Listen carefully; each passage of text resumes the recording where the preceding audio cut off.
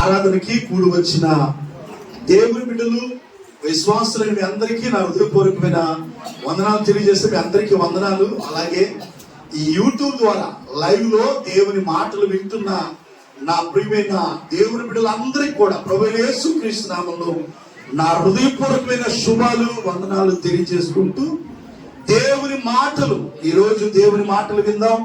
గడిచిన రెండు వారాలు ఈ నూతన సంవత్సరంలో ప్రభు మనకిచ్చిన వాగ్దానం, నేను నీకు తోడై ఉన్నాను, భయపడొద్దు అనే వాక్యాన్ని మనం 2 వారాలు నేర్చుకున్నాం.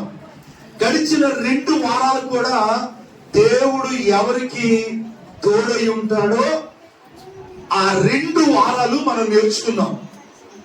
ముగింపులో దేవుడు ఎవరికి తోడై ఉంటాడో, దేవుడు గనక తోడుంటే ఎలాంటి ఆశీర్వాదాలు కలుగుతాయో గడిచిన 2 వారాలు మనం నేర్చుకున్నాం. మొదటిగా దేవుడు ఎవరికి తోడుంటాడు అని అంటే, ఎవరికి తోడుంటాడు? ఎవరైతే దేవుని ఎదుట సుబుద్ధి కలిగి ప్రవర్తిస్తారో దేవుడు వారికి తోడై ఉంటాడు అని మనం నేర్చుకున్నాం. రెండోదిగా యథార్థవంతులకి ఆయన తోడుగా ఉంటాడు అని మనం చెప్పుకున్నాం.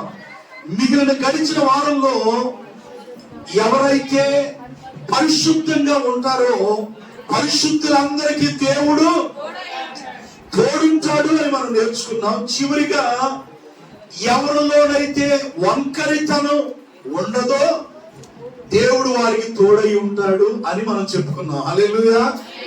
ఈ 2 వారాల్లో దేవుడు తోడుగా ఉంటే, మొదటిది దేవుడు తోడున్నప్పుడు ఎవరికి ఏమి తక్కువ కాదు అని మనం చెప్పుకున్నాం. రెండోదిగా దేవుడు తోడుంటే మన కుటుంబాలు అంతకు వర్ధలతాయని పెరిగిన వారం చెప్పాం. దేవునికి స్తోత్రం కలుగును గాక. చెప్పండి గట్టిగా హల్లెలూయా. ఇది గడిచిన 2 వారాలు చెప్పిన సందేశం. ఈ వారం అదే వాక్యాన్ని కంటిన్యూ చేద్దాం అనుకున్నాను, కానీ ప్రభు నన్ను ప్రేరేపించి మరొక వాక్యాన్ని బోధించమని ప్రభు నన్ను ప్రేరేపిస్తే ఆ వాక్యాన్ని మనం ధ్యానం చేద్దాం. పరిశుద్ధ గ్రంథంలో నుండి ఈ వారం మనం నేర్చుకోబోయే అంశం ఏంటి అని అంటే, ఆత్మీయులైనటువంటి మనం, దేవుని పిల్లలుగా పిలువబడుతున్నటువంటి మనం అనుదినము మనం ఏం చెయ్యాలి? చెప్పండి. అనుదినము ఏం చెయ్యాలో ఈ రోజు కొన్ని మాటలు బైబిల్ గ్రంథంలో నుంచి మీకు నేను చూపిస్తాను. దేవుని పిల్లలుగా ఈ నూతన సంవత్సరం ప్రారంభమైంది. ఇంచుమించుగా ఈ నెలాఖరులోనికి ప్రభు మనల్ని నడిపిస్తున్నారు. ఈ జనవరి నెల ప్రారంభమైన తర్వాత ఇది మొదటి ఆదివారపు ఆరాధన. క్షమించండి, ఇది ఈ నెలకి ఇది చివరి ఆదివారపు ఆరాధనగా ప్రభు మనకి ఇచ్చారు.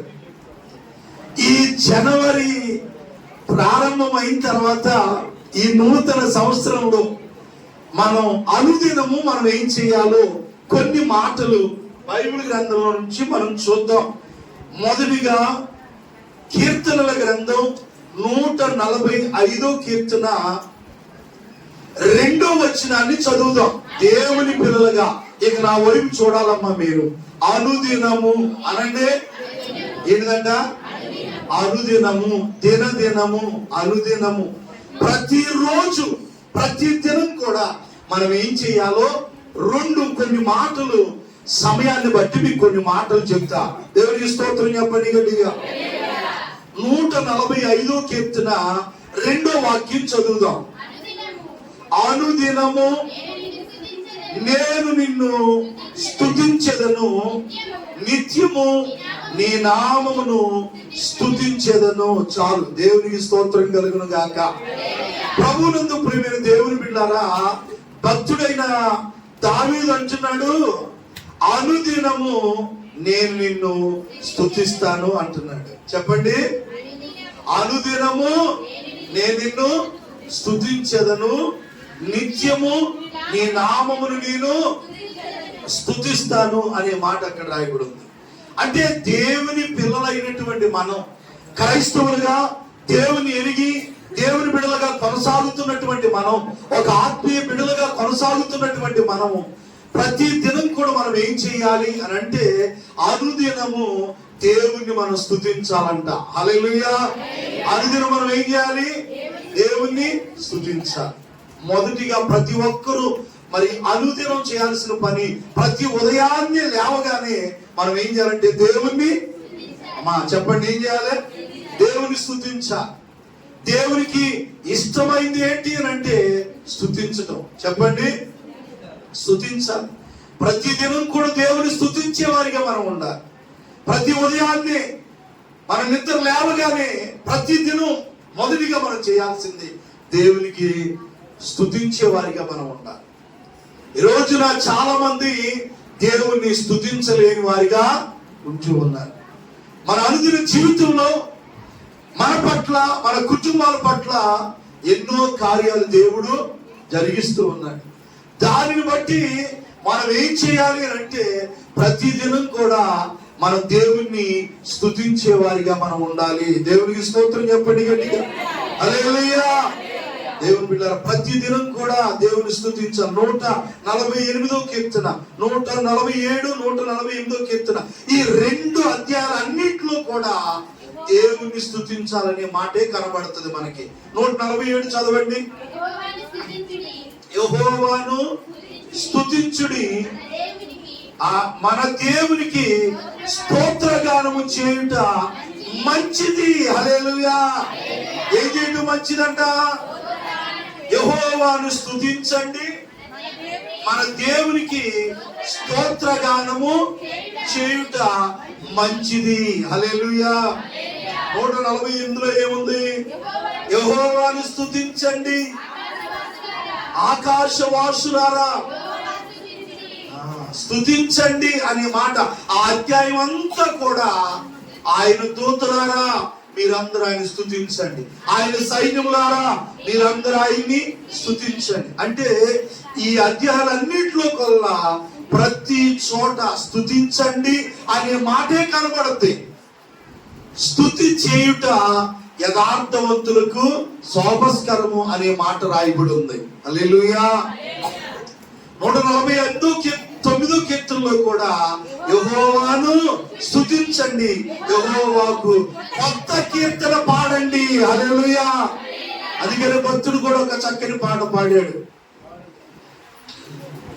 నిన్ను స్తుతించడానికి సిగ్గుపడను యేసయ్యా, నిన్ను ప్రార్థించడానికి వెనుకాడను నేనయ్యా, నిన్ను స్తుతించడానికి సిగ్గుపడను యేసయ్యా, నిన్ను ప్రార్థించడానికి వెనుకాడను నేనయ్యా. నాకున్న స్వరము, నాకున్న తరము,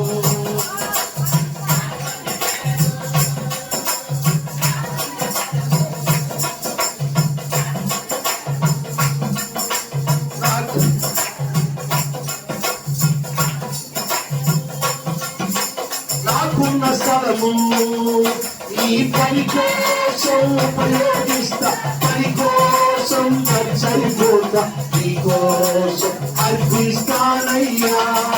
ఈ పని కోసం ఉపయోగిస్తా, పని కోసం సరిపోతా, నీ కోసం అర్పిస్తానయ్యా.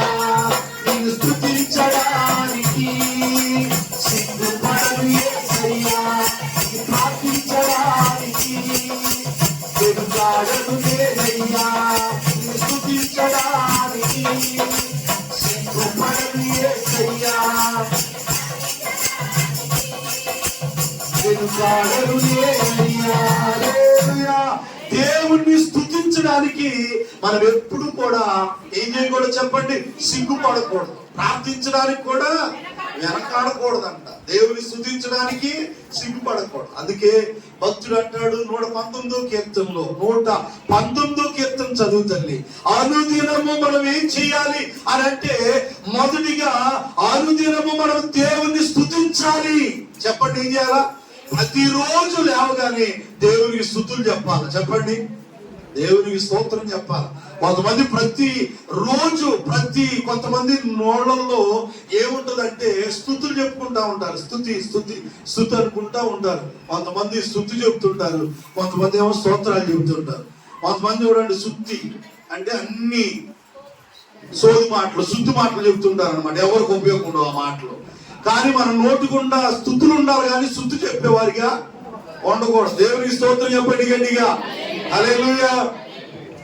బైబిల్ గ్రంథంలో భక్తులు దేవుని స్తుతించారు. పరలోకంలో కూడా దేవుని దూతలు కూడా ఏం చేస్తున్నాయి అంటే దేవుని స్తుతిస్తున్నాయి అంట.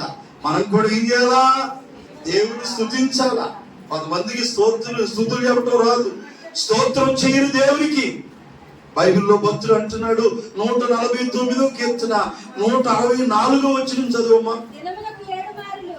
ఒక్క రోజుకి దినమునకు 7 మార్లు. హల్లెలూయా. ఎన్నిసార్లు? దినమునకు 7 మార్లు. నేను ఏం చేస్తానన్నాడు? స్తుతించడం వేరు, ప్రార్థించడం వేరు. ప్రార్థన అంటే మనకున్న అవసరతను బట్టి మన సమస్యలు దేవునికి చెప్పుకోవటం, మన మనములు దేవునికి తెలియపరచడం, అది ప్రార్థన. స్తుతించడం అంటే దేవుడు చేసిన కార్యాలను బట్టి దేవుని గొప్పతనాన్ని మనం ఏం చేయాలా? స్తుతించే వారిగా, గణపరిచే వారిగా ఉండాలి. ప్రతి దినం కూడా లేవగానే స్తుతించే మనసు మనకు ఉండాలి. గొప్ప భక్తుడైనటువంటి రాజుగా ఉన్నటువంటి దావీదు మహారాజు దినములకు 7 సార్లు స్తుతిస్తున్నాడు. నువ్వు రోజు 3 సార్లు తింటున్నావు తప్ప నీ మనసులో, నీ నోటుకుండా దేవుని స్తుతించే మనసు లేదు. అయ్యా, రాత్రంతా నాకు మంచి నిద్ర ఇచ్చావు, నిద్రలోనే పోకుండా. ఏంటిది? నన్ను నిద్రలోనే పోకుండా తెల్లారి చురుకైనా మెలకు ఇచ్చావయ్యా. మళ్ళా ఈ రోజంతా నీ కాపుదల నా మీద ఉంచాయని దేవునికి మనం స్తుతులు చెల్లించే వారిగా ఉండాలి. దేవుడు ఆహారం ఇచ్చినందుకు, ఆయుష్ ఇచ్చినందుకు, ఆరోగ్యం ఇచ్చినందుకు దేవునికి ఏం చెప్పాలి? స్తుతించాలా. దేవునికి కృతజ్ఞతాస్తుతులు చెల్లించాలా. దేవునికి ఇష్టమైనదే స్తుతించటం. చెప్పండి, స్తుతించటం. అపోస్తుల కార్యములు 3వ అధ్యాయంలో గతంలో కూడా ఆ వ్యక్తుల గురించి మనం నేర్చుకున్న సందర్భం వచ్చింది కాబట్టి మరొకసారి మనం అతని గురించి చెప్పుకుందాం. అపోస్తుల కార్యములు 3వ అధ్యాయంలో మనం చూస్తాం. అపోస్తుల కార్యములు 3వ అధ్యాయంలో 2వ వచనాన్ని మనం చదువుతున్నప్పుడు, పుట్టినది మొదలుకొని కుంటివాడైన ఒక మనుషుడు మోసుకొని పోబడుచుండెను. వాడు దేవాలయముకు వెళ్లి వారిని భిక్షమడుగుటకు కొందరు ప్రతి దినము వారిని శృంగారమును దేవాలయపు ద్వారం దగ్గర ఉంచుచూ వచ్చిరి. హల్లెలూయా. చూడండి, ఇక్కడ చదువుబడిన వాక్య భాగంలో ఎవరున్నాడు? అక్కడ మనకి ఎవరు కనబడుతున్నారంటే పుట్టినది మొదలుకొని కుంటివాడంట. పొట్టులతోనే ఎలా పుట్టాడు? చెప్పండి, కుంటివాడిగా పుట్టాడు. ఇందాక సహోదరి సాక్షి చెప్తా ఏమని చెప్పింది? అన్నం వల్ల ఆ చిన్న బిడ్డకి గర్భంలో ఉన్నప్పుడే ఏమన్నారు? అవయవం సరిగ్గా లేవమ్మా, కిడ్నీ సరిగ్గా లేదు అని చెప్పారంట. అవయవం లోపంతో ఏమైనా పుడతారేమోనని వాళ్ళందరూ కలవరపడ్డారు. పెట్టాడు పిల్లవాడు కింద తీశారు. ఇప్పుడు ఎలాంటి లోపం లేకుండా దేవుడు కాపాడాడు. నిజంగా దేవుడు మంచిగా అన్ని సక్రమంగా ఉంచాడు. దేవుడు కార్యం అది. చూడండి, ఇతనంట పుట్టుకతోనే ఎలా పుట్టాడు చెప్పండి? కుంటివాడిగా పుట్టాడంట. అలా పుట్టినోళ్ళు చాలా మంది ఉన్నారు. పుట్టుకతోనే గుడ్డివాడిగా అవయవాలు సరి లేకుండా పుట్టారు. మరి ఇంకా మనకు చాలా మంది ఈ దినాల్లో కూడా అక్కడక్కడ మనం చూస్తుంటున్నాం, ఆ తల సరి లేకుండా, అవయవాలు సరి లేకుండా పుట్టారు. మరి ఇక్కడ కూడా మనం చూస్తున్నప్పుడు ఈ వ్యక్తి కూడా అంట పుట్టుకతోనే కుంటివాడిగా పుట్టాడంట తల్లి గడుపులో నుండి. మరి గుడ్డివాడిగా పుట్టడం అనేది చాలా కష్టతరమైన పని. తనంతటి తను ఏ పని కూడా చేసుకోలేడు, ఎక్కడికి వెళ్ళలేడు. అందుకని కొంతమంది అంట ప్రతిరోజు అతను తీసుకొచ్చి దేవాలయం దగ్గర కూర్చోబెడుతున్నారంట.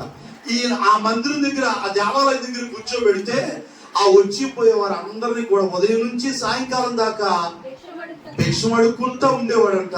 సాయంకాలం వచ్చి మళ్ళీ నలుగురు ఆయన్ని మోసుకొని ఇంటికి తీసుకెళ్లేవారంట. ఇలాగ ప్రతిరోజు జరుగుతుండగా ఒక రోజు దైవ సేవకులు మందిరానికి వెళ్తా ఉన్నారు. ఎవరు?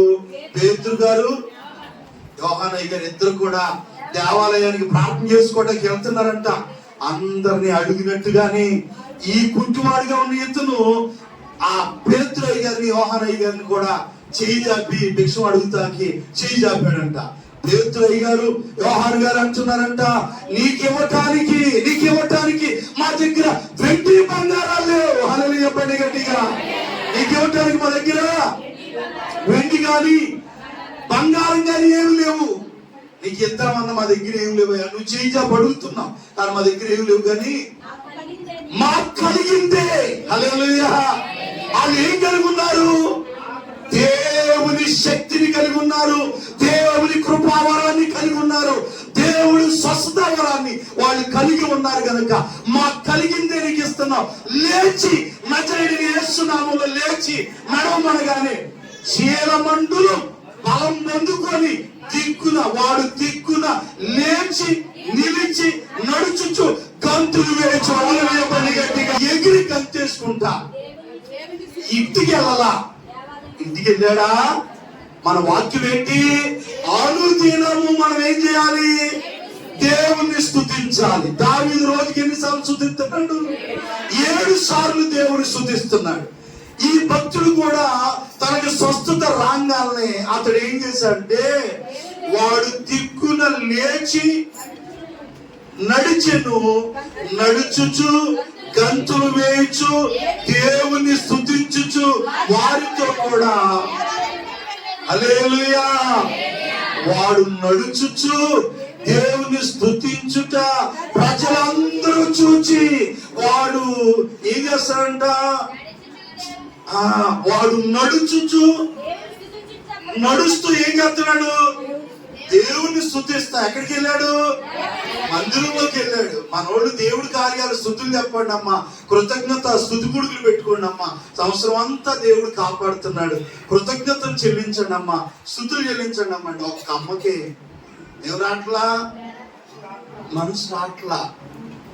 ఏదన్నా అనారోగ్యం వచ్చిందనుకో మొత్తం అక్కడ దారాగతం చేస్తారనమాట. సంవత్సరానికి ఒక్కసారి కూడా ఇంటి ముందు ప్రార్థన పెట్టుకొని సేవకులు పిలుచుకోకపోతే ఎందుకు నీ బతుకు? ఒక్కసారైనా ఏం చేయాలి? ఇంటి ముందు ఏం పెట్టుకోవాలా? సుట్టుకోట్లు పెట్టుకున్నాడు తమ్ముడు బిడ్డ. నువ్వు ఎప్పుడన్నా పెట్టుకోలేదా? ఇదిగో అందాక పెట్టుకున్నాను. దేవుని స్తోత్రం కలుగును గాక. ఎందుకంటే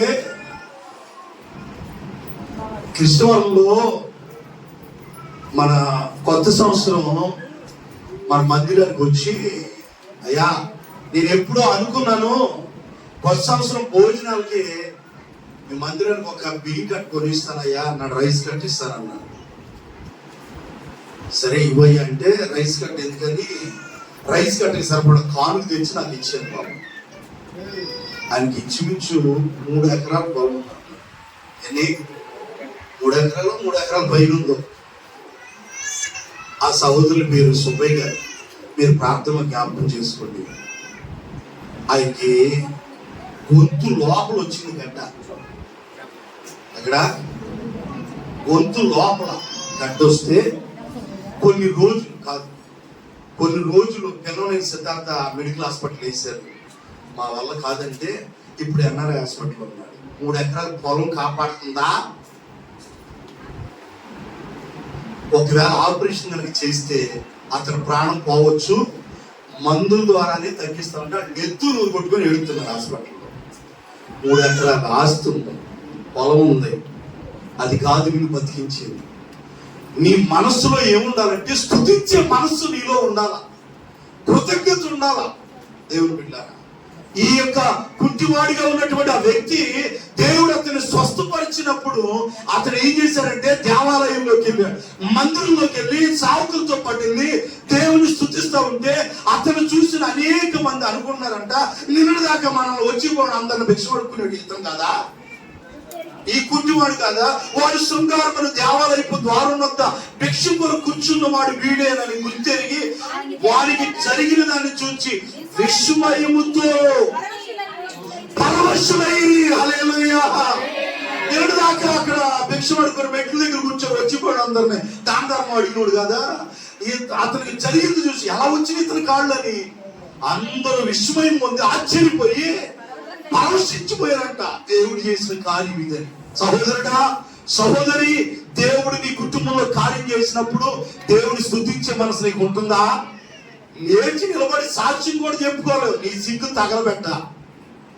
ప్రతిదానికి సిగ్గు ఎందుకు? రకరకాల దుర్మార్గ పనులు చేస్తావు. సిగ్గు లజ్జ లేకుండా తిరుగుతావు. పరిపాలన పనులన్నీ చేస్తావు. గుళ్ళో బైబిల్ పట్టుకొని సాక్ష్యం చెప్పడానికి మొహానికి సిగ్గు. మరి సిగ్గుమాల పనులు చేసేటప్పుడు నన్ను క్షమించండి, లైవ్ లో ఎవరైనా మాటలు వింటుంటే, దేవుడు నీ పట్ల కార్యాలు చేసినప్పుడు నువ్వు లేచి దేవుని స్తుతించలేవు, కానీ సిగ్గుమాల పనులన్నీ చేస్తావు. సిగ్గులేందా? బైబిల్ గ్రంథంలో రాయబడి ఉంది వాళ్ళ గురించి, అన్యజనుల గురించి. ఎఫెసీ పత్రికలో ఒక మాట చదవండి. ఆ మాట ఎందుకు వాడారో మీకు కనపడుతుంది. బైబిల్లో నుంచి మీకు జవాబు చూపిస్తా. ఎఫెసీ పత్రిక చూడు. అక్కడ ఎఫెసీయులకు రాసిన పత్రికలో దైవజనుడైన పౌలు ఎఫెసులో ఉన్న సంఘానికి రాస్తూ బైబిల్ నుండి చదవగలిగిన వారందరూ చక్కగా బైబిల్ తెరిచి చూడండి. అవి రాయబడి ఉంటుంది. దేవుని బిడ్డలారా, దేవుడు నీ పట్ల కార్యాలు చేసినందుకు దేవుని తలంచుకొని స్తుతించలేవా? దేవునికి స్తోత్రం చెప్పండి గట్టిగా. కొర్నేలి ఎంత గొప్ప ధనవంతుడు, శతాధిపతిగా ఉన్నటువంటి ఆయన ప్రతిరోజు ప్రార్థన చేస్తున్నాడు. ప్రతిదినం కూడా ప్రజలకి ధర్మ కార్యాలు చేస్తున్నాడు. ఒకానొక రోజున ప్రార్థన చేసుకునేటప్పుడు దేవునితో అంటుందంట, నీ ప్రార్థనలు, నీ ధర్మ కార్యాలు నా ఎత్తుకి జ్ఞాపకార్థంగా చేరి, గాని ప్రార్థన ఆపేసి సేవకుడి ఇంటికి పిలుచుకోయా. ముందు ఎవరిని? సేవకుడిని ఇయ్యాలా? ఇంటికి పిలుచుకోమంటే కొర్నేలి ప్రార్థన ముగించి సేవకుడిని పిలిచి రమ్మని పంపించాడంట. అప్పుడు పేతురయ్య గారు కొర్నేలి ఇంటికి వస్తే, కొర్నేలి ఎవరంటే గొప్ప ధనవంతుడు, శతాధిపతి ఆయన.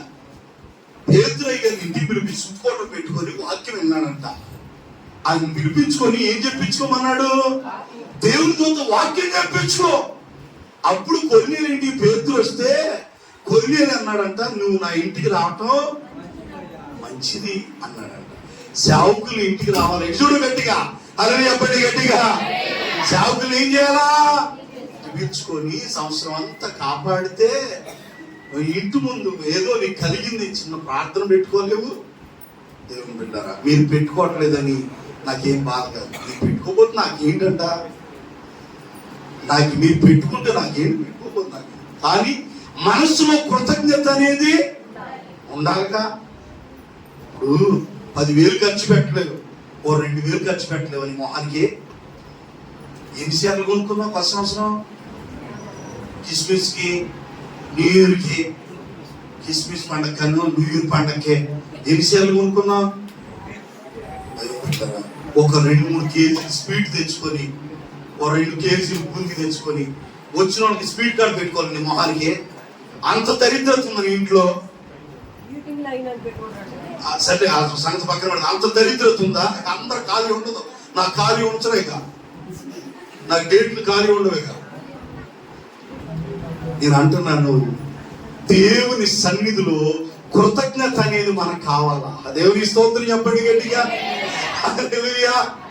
దేవుని స్తుతించాలి మనం. ఎఫెసీయులకు రాసిన పత్రిక 4వ అధ్యాయంలో రాయబడి ఉంటుంది, ప్రతిదానికి సిగ్గుపడుతూ ఉంటాం మనం. ఎవరు సిగ్గుపడతారో తెలుసా?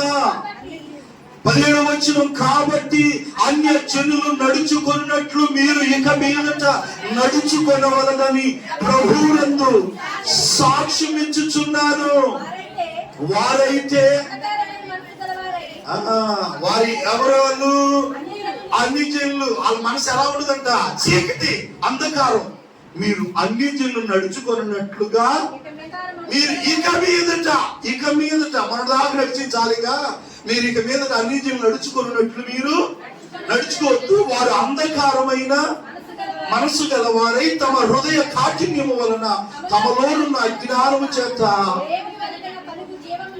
దేవుని వలన కలుగు జీవములో నుండి వేరుపరచబడిన వారై తమ మనస్సులకు కలిగిన వ్యర్థతను అనుసరించి నడుచుచున్నారు. 19వ వచనములో వారు ఉందా? నేను దానికి సిగ్గులేదా అన్ననే ఆ మాట. అది అందుకేముండదు, ఆలో సిగ్గులేదు. సిగ్గులేని పనులు చేస్తారు కొంతమంది. ఈ సిగ్గులేని పనులు చేసేవాళ్ళు అందరూ ఎవరు? అన్యజనులు, సిగ్గులేని వాళ్ళు. వీళ్ళకి సిగ్గు లచ్చ ఉండదు. ఇక ఎన్నమ్మ వింటారా, సిగ్గులు అచ్చ లేకుండా చేస్తూనే ఉంటారు. మన పెద్దయ్య గారు చెప్పేవాడు, గజ్జి వచ్చినోడు కంట ఏడిది గజ్జి గజ్జి తామర వస్తుంటే ఎప్పుడప్పుడు ఇవి వచ్చినప్పుడు ఇక అది ఒంటి మీద ఎలర్జీ లాంటిది అనమాట. దాన్ని ఎప్పుడు ఏం చేయాలా, ఉండాలా. ఈ గట్ట సిగ్గుడు అనమాట. కాబట్టి దేవుని స్తుతించడానికి మనం సిగ్గుపడకూడదండి. దేవుని స్తోత్రం కలుగును గాక. నువ్వు సిగ్గుమాల పనులన్నీ చేసి వస్తున్నావు అటు ఇటు వెళ్ళి, దానికి చేయటానికి నీకు సిగ్గు లేదని. దేవుని సన్నిధిలో దేవుడు నన్ను, నా కుటుంబాన్ని సంవత్సరం అంతా దేవుడు కాపాడాడు, అందును బట్టి దేవునికి స్తోత్రం అని చెప్పి నా కొరకు ప్రార్థన చేయడం ఒక మాట చెప్పలేవు. దానికి కూడా సిగ్గేనా? దేవుడు నన్ను బాగు చేశాడు, దేవుడు నాకు ఈ కార్యం చేశాడు, ఎంత బాగుంటుంది. హల్లెలూయా. మీరేం బాధపడుతుంది, దేవుని స్తుతించడానికంటే మనం సిగ్గుపడకూడదు. హల్లెలూయా. అది చెప్తున్నాను మీకు. మొదటిది, అనుదినము మనం చేయాల్సింది ఏంటో తెలుసా? చెప్పండి. ఇప్పుడు దాకా మనం ఏం చెప్పుకున్నాం? అనుదినము మనం దేవుణ్ణి స్తుతించాలి, దేవుణ్ణి స్తుతించే వారిగా మనం ఉండాలి. అనుదినము కూడా ప్రతిదినం దేవుణ్ణి మనం స్తుతించే వ్యక్తులుగా మనం ఉండాలి. ఆనాడు ఆ గుంటివాడిగా ఉన్న ఆ వ్యక్తి కూడా ప్రతిదినం కూడా ఆయన ఏం చేశాడు అంటే దేవుణ్ణి స్తుతించాడు. మన జీవితాల్లో కూడా ప్రతిదినం మనం కూడా దేవుణ్ణి స్తుతించే వారిగా మనం ఉండాలి. దేవునికి స్తోత్రం కలుగును గాక. హల్లెలూయా. ఇంకా అనుదినము మనం ఏం చేయాలి అంటే ఇంకొక మాట చూపిస్తాను. పరిశుద్ధ గ్రంథంలో నుండి దానియేలు గ్రంథంలో మనం చూస్తాం. దానియేలు గ్రంథం, దానికంటే ముందు మార్కు సువార్త ఒకసారి చూడమ్మా. మార్కు సువార్త 14వ అధ్యాయం 49వ వచనంలో అనుదినము అక్కడ ఏం చేయాలో అక్కడ మనకు కనబడుతూ ఉంటుంది. నేను ప్రతి దినము దేవాలయంలో మీ యొద్ద ఉండి బోధించుచుండగా మీరు నన్ను పట్టుకొనలేదు, అయితే లేఖనము నెరవేరినట్లుగా ఇలాగ జరుగుతున్నది. అక్కడ ఒక మాట రాయబడి ఉంది, ప్రతి దినము దేవాలయములో మీ యొద్ద ఉన్నాను నేను. అంటే ప్రతి దినము యేసు ఎక్కడున్నాడంట? 48వ వచనంలో అందుకు యేసు మీరు బందిపోటు దొంగ మీదకి వచ్చినట్టు యేసు ప్రభువుని పట్టుకోవడానికి వచ్చారంట. ఎవరు? ఆనాటి రోమా సైనికులుగా ఉన్న వాళ్ళు యేసు ప్రభువుని అరెస్ట్ చేయడానికి వచ్చారంట.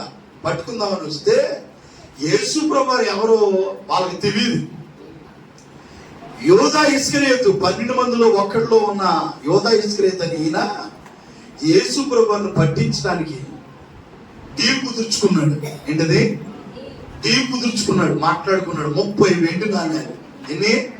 30 వెండి నాణ్యాలు యేసు ప్రభువుని పట్టిస్తారని వాళ్ళ దగ్గర ఒప్పందం చేసుకున్నాడంట. మేము ఎలా గుర్తుపట్టాలా అయింది? పలానా చోట ఉంటాడు, ప్రార్థన చేసుకుంటా, నేను వెళ్ళి నేను ఎవరినైతే ముద్దు పెట్టుకుంటాను ఆయనే, మీరు వచ్చి ఆయన వెంటనే ఆయనే యేసు, మీరు వచ్చి ఆయన పట్టుకోండి అన్నారు అని అలా డీల్ కుదుర్చుకున్నాడు ఈయన. యోధా ఇస్కరియోతు అలాగే పట్టించారు యేసు ప్రభువుని. ఆ 45లో ఉంది, వాడు వచ్చి వెంటనే ఆయన ఎద్దకు పోయి బోధకుడా అని చెప్పి ఆయనను ముద్దు పెట్టుకొనగా, ఎవరిని? యేసయ్యను ముద్దు పెట్టుకొనగా వాడు ఆయన మీద పడి ఆయన్ను పట్టుకొని, ఎవరిని? యేసయ్యని. యేసయ్య పట్టుకున్నారంట. యోధా ఇస్కరియోతు అప్పగించాడు యేసయ్యని. అప్పగిస్తే యేసు ప్రభువారు పట్టుబడిన తర్వాత అన్నాడంట, అందుకు యేసు మీరు బందిపోటు దొంగ మీదకి వచ్చినట్టు కత్తులతోనూ గొదులతోనూ నన్ను పట్టుకొని వచ్చించరా? నేను ప్రతిదినం దేవాలయంలోనే ఉన్నా కదా మీకు అందుబాటులో. అంటే ప్రతిదినం యేసయ్య ఎక్కడున్నాడు? అమ్మా ఎక్కడున్నాడు? ఈ నూతన సంవత్సరంలో మన జీవితాల్లో కూడా ప్రతిదినం దేవుని స్తుతించాలి. రెండోది, ప్రతిదినం కూడా మనం దేవుని మందిరంలో గడిపే వారిగా ఉండాలి. అనండి, ప్రతిదినం ఎక్కడ ఉండాలి? మా ఎక్కడ ఉండాలి? దేవుని మందిరంలో. యేసయ్య ఎక్కడ ఉన్నాడు? ప్రతిదినం కూడా.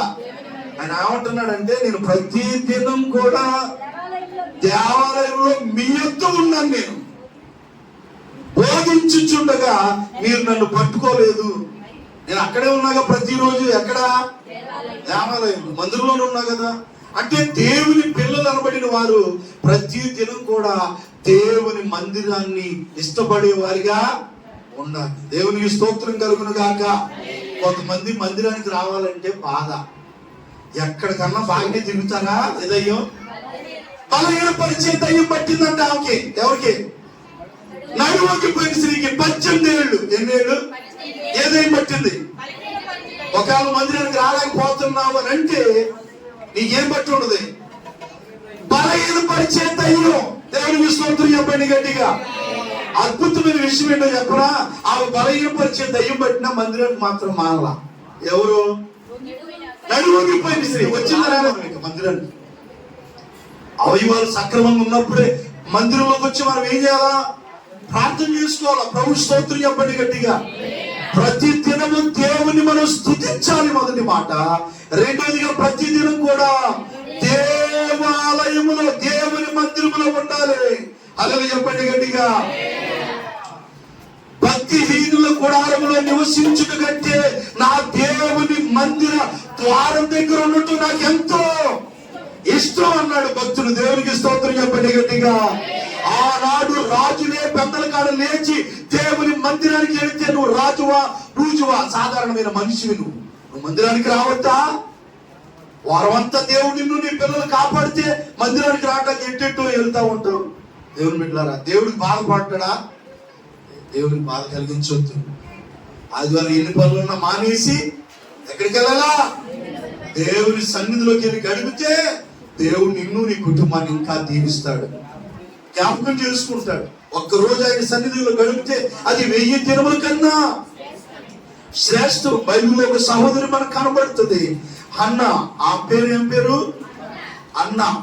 క్షమించండి, అన్న హన్న. వీళ్ళిద్దరు వేరు. ఆ వేరు ఆ వేరు. పాత నిబంధనలో హన్న ఉంది, కొత్త నిబంధనలో అన్న. ఈ సహోదరి ఎవరంటే ప్రవక్తిని. ఎవరంట? ప్రవక్త. ఆమె గురించి లూకాసు వార్తలో మనకు కనబడుతుంది ఆ సహోదరి. ఆమె ఏం చేస్తుందో చూద్దాం. ఒక్క మాట చదివి ఒక్క మాట చెప్పి ముగిస్తాం, ముందుకెళ్దాం. ప్రతిదినం మనం ఏం చేయాలి చెప్పండి? దేవుని స్తుతించాలి. రెండోది దేవుని సన్నిధిలో ఉండాలి, దేవాలయంలో మనం ఉండాలి, దేవుని మందిరాన్ని ప్రేమించే వారికి మనం ఉండాలి. ఇంకో మాట చూద్దాం. ఆ సహోదరి కూడా ఏం చేస్తుంది అంటే లూకాసు వార్త 2వ అధ్యాయం 36వ వచనంలో, లూకాసు వార్త 2:36, మరియు ఆషేరు గోత్రికురాలను పనూయేలు కుమార్తెనైన అన్న ఒక ప్రవక్తి ఉండెను. ఆమె కన్యత్వము మొదలు 7 ఏళ్ళు పెనిమిడితో సంసారం చేసి 7 ఏళ్ళు పెనిమిడితో సంసారం చేసి బహుకాలము గడిచినదై 84 సంవత్సరాలు విధవరాలై ఉండి దేవాలయమును విడువక. హల్లెలూయా. గట్టిగా చేతులెత్తి చెప్పండి. హల్లెలూయా, హల్లెలూయా. ఆషేరు గోత్రికురాలను పనూయేలు కుమార్తెనైన అన్న ఒక ప్రవక్తి ఉండెను. ప్రవక్తి ఎవరామా? ప్రవక్త అంటావా? ప్రవక్త. ఏం జరిగిందేమో, వివాహం జరిగిన 7 ఏళ్ళకి పెనిమిటి ఏమైపోయాడు? చనిపోయాడు. 7 సంవత్సరాలు అంటే పెనిమిటి చచ్చిపోయాడు. చనిపోతే ఏమో విధవరాలు అయిపోయిందంట. ఏమైపోయింది? విధవరాలు అయిపోయింది. 7 ఏళ్ళే పెనిమిటితో సంసారం చేసిందంట. పెనిమిటి చనిపోతే 84 సంవత్సరాలు విధవరాలు ఉందంట. అసలు అన్నాళ్ళు బ్రతకటం రికార్డు. ఎన్నేళ్ళు? 84 సంవత్సరాలు. ఇప్పుడు దాకా అప్పుడు దాకా అసలు ఎవరు బతకలే. మనం బతుకుదాం అనుకుంటాం కానీ దేవుడు చెప్తాం అది. ఇలా అన్ని రోగాలేగా, అన్ని గ్యాస్ జబ్బులు, షుగర్లు, బీపీలు, థైరాయిడ్, ఎండు థైరాయిడ్, లావుగా అయ్యే థైరాయిడ్, మొహం ఉబ్బే థైరాయిడ్, ఎలర్జీ, ఎన్నో ఎన్నో ఎన్నో ఎన్నో రోగాలు వచ్చేసాయి. అన్నాళ్ళు బతుకుతా. ఆమె 84 సంవత్సరాలు విధవరాలై ఉండి దేవాలయమును విడువక. అంటే ఆమె ఏం చేయలా? అంటే దేవుని మందిరాన్ని ఏం చేయట్లా? విడిచిపెట్టట్లా. విధవరాలమా? ప్రవక్త. దేవాలయమును విడువక ఉపవాస ప్రార్థన ఆశలతో రెయ్యంబగళ్ళు సేవ చేయించుండే. విధవరాళ్ళే అవసరంలా. దేవుని మందిరం పట్ల ఎవరున్నా వాళ్ళు మందిరం పట్ల పరిచయం చేసేవారిగా, ప్రార్థించేవారిగా ఉండాలి మందిరాల్లో. హల్లెలూయా. అయితే నేను అక్కడ విధవరాలని సందర్భం వచ్చింది కాబట్టి చెప్తున్నా తల్లి, మీకు అవకాశం ఉన్నప్పుడల్లా వచ్చి విధవరాలకి ఏ పని ఉంది, పెళ్ళిళ్ళు, వాళ్ళందరూ పిల్లలు వాళ్ళందరూ చూసుకోవాలా. వాళ్ళు చూసుకుంటా కూడా మందిరంలో ఏం చేయాలా, పరిచయం చేయాలా, ప్రార్థించే వారిగా ఉన్నారు. టెంపుల్ మందిరంలో కొంతమంది విధవరాళ్ళు ఉన్నారు. వాళ్ళు భర్తకి ఏం చేస్తారంటే ఆ మందిరం దగ్గరే ఉంటారు. వాళ్ళు ఎల్సై గారి మందిరం దగ్గర మీరు ఎంత కనపడతారు కదా, మీకు జీతం వింటున్నామా, వాళ్ళు మీరు విధవరాళ్ళ మొహమే చూడనట్టుగా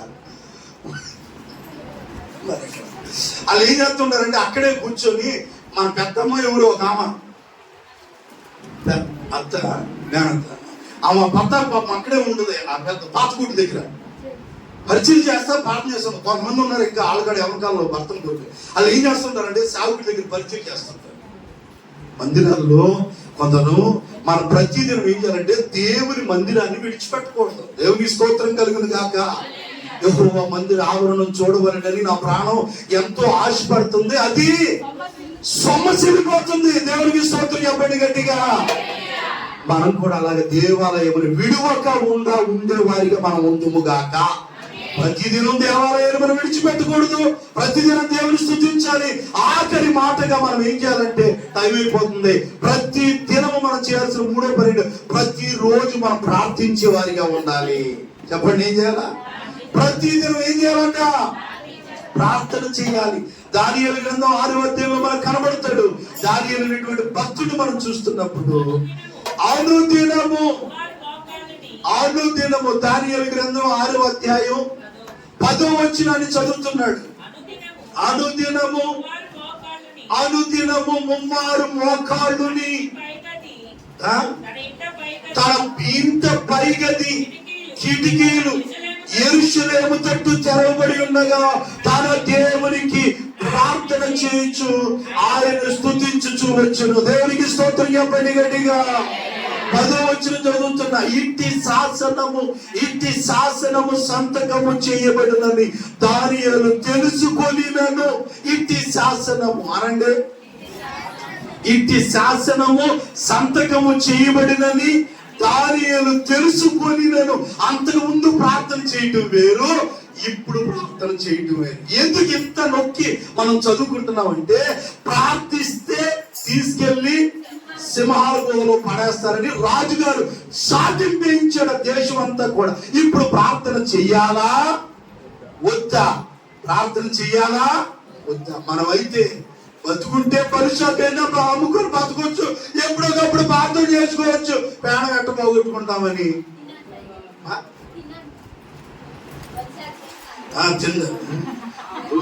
పరిశాఖ బతుకుంటే ఈ పరిశాఖ కన్నా తిని ఎట్టగడ బతకొచ్చు. ఈ చచ్చిపోయినాక చచ్చి ఇంకేం చేస్తాం? ప్రార్థన ఎప్పుడన్నా చేసుకోవచ్చు. అసలు ముందు బతుకుండాలి, కానీ ప్రార్థన మానేసేవాళ్ళం మనం. దానియేలు అనే భక్తుడు ప్రార్థన చేస్తే సింహాల గుహలో పడేస్తారని తెలిసిన ఇంటి శాసనం వాళ్ళు కుట్ర చేశారు. అతని మీద అసలు పడినటువంటి వాళ్ళందరూ ఏం చేశారంటే కుట్ర చేసి శాసనం పుట్టించారు. అతడు ప్రతిదినం ప్రార్థించే అలవాటు కలిగి ఉన్నాడు కనుక ప్రార్థన చేస్తే అతని సింహాలయంలో పడేస్తారు. దానియేలుని చంపాలని చూసిన వాళ్ళు ఆ విధమైన శాసనాన్ని వాళ్ళు పుట్టించినప్పుడు ఆ విషయం దానియేలు గారికి తెలిసింది. వాస్తవానికి అతను ప్రార్థించే పరిస్థితి కాదు అది, కానీ అతని జీవితంలో అతనుకున్న అలవాటు ఏంటంటే ప్రతిరోజు మోకాళ్ళని ప్రార్థన చేసే అలవాటు అంట ఆయనకి. హల్లెలూయా. చూడు, ఆఖరిగా అమ్మా, ప్రతిరోజు నీ ఇంట్లో ప్రార్థించుకునే అలవాటు నీకు ఉందా? దానియేలులాగా మోకాళ్ళు వేసి నీ ఇంట్లో నీ పిల్లల కోసం, నీ కుటుంబం కోసం ఒక్క 10 నిమిషాలు, ఒక అరగంట, ఒక గంట నీ ఇంట్లో మోకరించి ప్రార్థించే అనుభవం నీకుందా? దేవునికి స్తోత్రం చెప్పండి గట్టిగా. అప్పుడు సహోదరి, మన అందరి జీవితాలు ఈ నూతన సంవత్సరం నుండి ప్రతి దినం దానియేలు అనే ముమ్మారు మోకాళ్ళని ఏం చేయాలా? ప్రార్థన చేయాలా? లేకపోతే ఆలస్యం, పెద్ద ఎక్కడ లేని భారం అంతా ఏం మీద ఉన్నట్టుగా అడావుడిగా ఓకి ఏదో పేడ మీద కొట్టేసినట్టుగా మొత్తం పని చేయాలా? ప్లేట్లు లాగించడం కాదు, కొద్దిసేపు అయినా ఏం చేయాలా? ప్రార్థన చేసుకోవాలా. దానియేలు ప్రార్థన చేస్తున్నాడు. తినటం ముఖ్యం కదా అక్కడ. ఏం చేయాలా? ప్రార్థన చేస్తే తీసుకెళ్లి సింహాసనంలో పడి ప్రాణం పోయినా పర్వాలి, ప్రార్థించకుండా ఉండలేదు. నేను దేవునికి స్తోత్రం చెప్పండి గట్టిగా.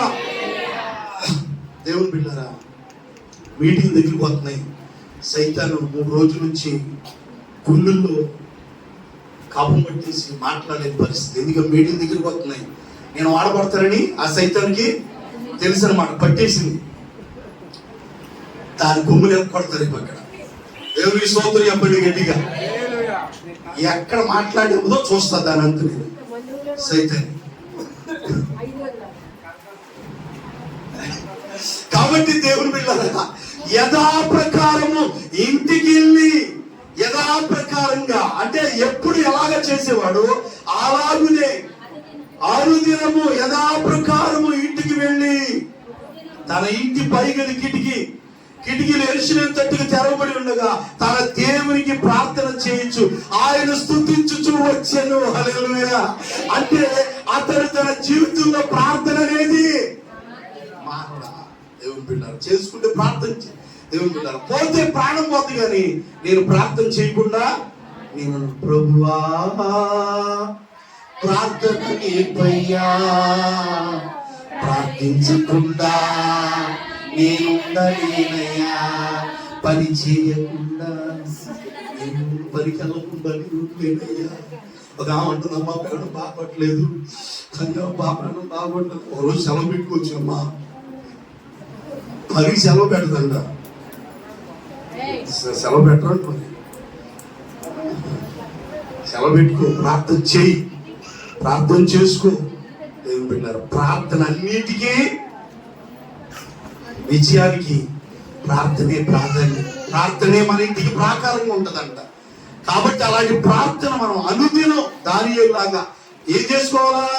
ప్రార్థన చేసుకోవాలి. భర్త బయటికి వెళ్ళాడు, నువ్వు ఇంట్లో టైం దొరికింది, పని అయిపోయినాక కాసేపు ఇంటి ముందు ఆ ఇంట్లో కాసేపు ప్రార్థన చేయి. అయ్యా నా యజమాని వెళ్ళాడు, అవి బయటికి వస్తాది. బయటికి వెళ్ళాడు, అయ్యా నా భర్తని జ్ఞాపకం చేసుకో, అయ్యా చెత్తకి వెళ్ళాడు, ఎత్తనాడు, అయ్యా నెత్తు రోజు కొట్టుకుని వస్తున్నాడు సాయంత్రం. కోసం ఏం చేయాలి? ప్రార్థన చేయాలి. అయ్యా చదివేలా పెట్టడానికి వెళ్ళారయ్యా, పిల్లలు వెళ్ళారయ్యా, ఎక్కడికి? పెద్ద ఇంజనీర్లు కలెక్టర్ ఏదో అవుతారు, మరి ఐఏఎస్ IPS ఏమైనా జీవితం నాకు దయచేయమని మనం ప్రభుని వేడుకుందాం. అందులో ఈ 3 పనులు మనం చేద్దాం, ప్రభుని భూమిని సాగుదాం. దేవుడు అట్టి కృప వాక్యం మనకు ఈ లైవ్ లో వీక్షించిన ప్రతి ఒక్కరికి దేవుడు తన కృప అనుగ్రహించుదురు గాక. ఆమేన్. చిన్న ప్రార్థన. పరిశుద్ధుడా, ప్రేమ కలిగిన తండ్రి, కృప కలిగిన దేవా, నీ ఘనమైన పాదానికి వందనాలు, స్తోత్రాలు చెల్లించుకుంటున్నాం. అయ్యా ఈ వారం మీరు మాట్లాడిన ప్రతి మాట కొరకే నీ కృతజ్ఞతాస్తుతులు చెల్లిస్తున్నావు నాయన. నిన్ను ఎరిగిన బిడ్డలుగా అనుదినము మేము ఏమి చేయాలో 3 విషయాలు మీరు మాకు నేర్పించాడు తండ్రి. భక్తుడైన దావీదు అంటున్నాడు, అనుదినము నేను నిన్ను స్తుతిస్తానంటున్నాడు. ప్రభు నిజమే, ఆనాడు పుట్టుకతో కుంటివాడిగా ఉన్న వ్యక్తి అనుదినము నిన్ను స్తుతించాడు, దేవాలయంలోకి వెళ్ళి నిన్ను కనపరిచాడు. ప్రభు నా జీవితంలో నువ్వు చేసిన కార్యాలు తలంచుకొని ప్రతి దినము నేను స్తుతించేదానిగా నేను ఉంటానని తీర్మానం చేసుకున్న ప్రతి బిడ్డను దీవించు నాయనా. ఆనాడు నాయనా మీరు ఈ లోకంలో శరీరదానిగా ఉన్న దినాల్లో ప్రతి దినము దేవాలయంలో ఉన్నారని మేము చదువుకుంటున్నాం. నాయనా నీ మందిరం పట్ల ఒక ఆశను పుట్టించండి. నీ మందిరం పట్ల ఆనాడు అన్న భర్తను కోల్పోయినప్పుడు 84 సంవత్సరాలు విధవరాలుగా ఉండి దేవాలయమును విడువక ఈ మందిరాన్ని విడిచిపెట్టలేదు. అలాంటి కృపను మాకు ఇవ్వయ్యా. ఈ మందిరాన్ని విడిచి తిరిగే వారిగా మేము ఉండొద్దు, నీ మందిరంలో ఉండే కృపనివయ్యా. అలాగే దానియేలు అనుదినము నీకు ప్రార్థిస్తున్నాడు. ఈ యొక్క 2025 నుండి అయ్యా ప్రతి దినం కూడా ప్రార్థించే వారిగా మేము ఉండటానికి సహాయం చేయ. అట్టి కృప ప్రతి బిడ్డకి మీరు అనుగ్రహించారు. వచ్చిన బిడ్డలందరినీ దీవించు అయ్యా. ప్రైవ్ లైవ్ లో ఎంతమంది మాటలు వీక్షించారు, అటు బిడ్డలను కూడా మీరు దీవించి ఆస్తుని సహాయం చేయండి. మరలా వారు వచ్చే వరకు నీ కృపాన్ని కాపుదల తోడొచ్చు.